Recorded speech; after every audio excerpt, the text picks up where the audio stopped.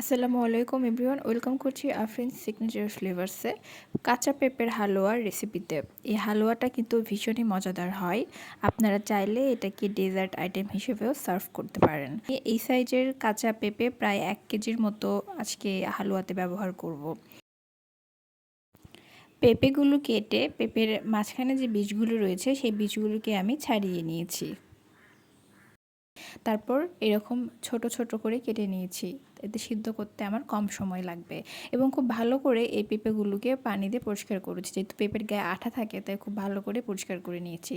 সিদ্ধ করতে দেওয়ার সময় কিন্তু আমি সামান্য পরিমাণে একটু লবণ ব্যবহার করেছি এবং সামান্য পরিমাণে একটু পানি দিয়ে দিয়েছি। ভালো করে সিদ্ধ করা হয়ে গেলে আমি চুলোর ফ্লেমটাকে বন্ধ করে দিয়েছি এবং এটাকে এখানে রেখেছি 15 মিনিটের মতো। তারপরে আমি এটাকে ছাড়িয়ে নিয়েছি পানিগুলো।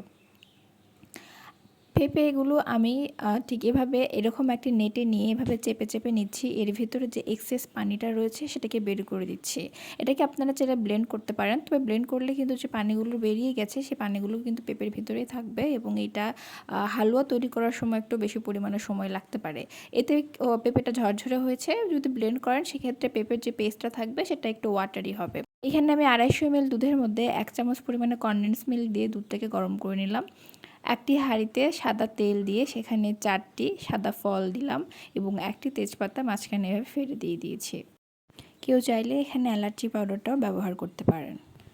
একটু এগুলোকে গরম করে নিয়ে আমি যে পেঁপেটা রয়েছে সেই পেঁপের পেস্টগুলোকে একটু একটু করে দিয়ে খুব ভালো করে এগুলোকে ভেজে নিচ্ছি। এখন পেঁপেটাকে দেখে মনে হচ্ছে যে খুব একটা ভালো সিদ্ধ হয়নি, কিন্তু এটাকে যখন আমি নাড়বো অর্থাৎ নাড়তে নাড়তে কিন্তু এটা সিদ্ধ হয়ে যায়। এই পরিমাণে আমি একটু দুধ দিচ্ছি। দুধটা দিয়ে খুব ভালো করে পেঁপের সঙ্গে এভাবে মিক্স করে নিচ্ছি। দুধের সাথে ভালো করে পেঁপেটা এভাবে মিক্স হয়ে গেলে যখন প্যান থেকে এভাবে ঠিক ছেড়ে ছেড়ে দিবে, ঠিক তখনই আমি চিনিটা ব্যবহার করব। এখানে আমি 1 কাপ পরিমাণে চিনি ব্যবহার করব। আমার 1 কেজি পরিমাণ পেঁপের জন্য প্রায় 1.5 কাপ পরিমাণে চিনি ব্যবহার হয়েছে। এখানে আমি 1 কাপ চিনি এখন দিয়েছি এবং একটু নেড়েচেড়ে নেওয়ার পর অর্থাৎ আগের চিনিটা মিক্স হয়ে যাওয়ার পরে আমি আবারও 1/2 কাপ পরিমাণে চিনি এখানে ব্যবহার করছি। চিনিগুলো খুব ভালো করে মিক্সড করা হয়ে গেলে আমি এখানে 1/2 কাপ পরিমাণে গুঁড়ো দুধটা ব্যবহার করেছি। আপনারা যে কোনো ব্র্যান্ডের গুঁড়ো দুধ ইউজ করতে পারেন। যদি আরও বেশি টেস্ট চান সেক্ষেত্রে 1 চামচ পরিমাণে কনডেন্স মিল্ক দিলেও হবে। ফুড কালার দিচ্ছি সামান্য পরিমাণে, আমি এখানে ইয়েলো ফুড কালারটা ইউজ করেছি। এটা অবশ্যই অপশনাল, আপনারা চাইলে যে কোনো ফুড কালার ইউজ করতে পারেন কিংবা নাও ইউজ করতে পারেন। এমনিতে পেঁপের যে কালারটা সেটাই কিন্তু অনেক সুন্দর।